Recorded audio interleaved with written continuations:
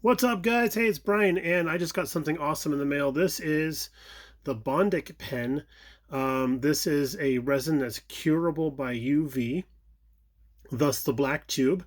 So this side here is, of course, the resin side, and then here, this side here is the little UV light that has pressure-sensitive switch, or on this side here, you can just flick that on like that and have it on continuously. So one of our loyal commenters had actually suggested, when working with the headlights for the Mustang, to get around this weird looking issue is to try putting like a thin layer of resin across the top of transparent resin. So I remember seeing this on Amazon, and I thought, you know what, maybe this would be kind of a cool way to do it, because it cures, I mean, 4 to 8 seconds, it says in the instructions. Yes, I read the instructions. It would be able to get this cured up pretty darn fast. So look here, I did this on the turn signal side. Can you see the glint off the shiny bit there?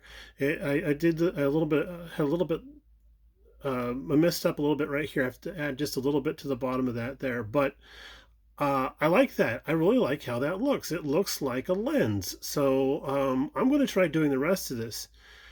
Now, if you are somebody who is familiar with resins, you will probably know, yes, all resins, doesn't matter what it is, but all resins will yellow over time. So if you're worried about that happening to the model that you're building, that is definitely a concern you have to consider. But for the short-term duration, it's kind of a cool option.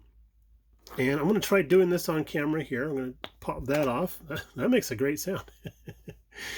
And we're going to do this lens right here. So let's see here.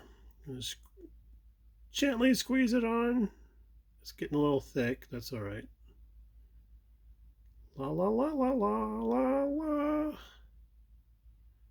Okay, and then I've stopped the squeeze, and now I'm just sort of dragging it around, making sure that it's got all the edges.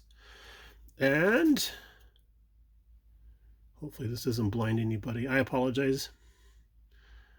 1, 2, 3, 4, 5, 6, 7, 8. Okay, cool. There we go. How's that? How does that look?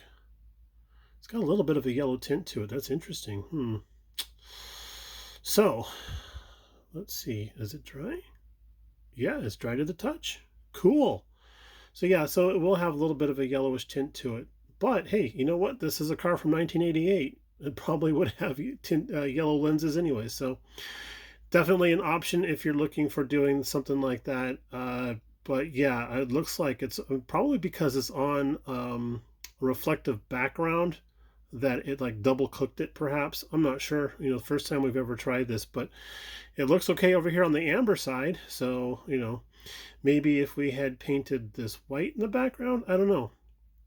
But I do kind of like the look, though. I do sort of like the look, and it's very lensy. It's picking up the light really, really well. So there we go.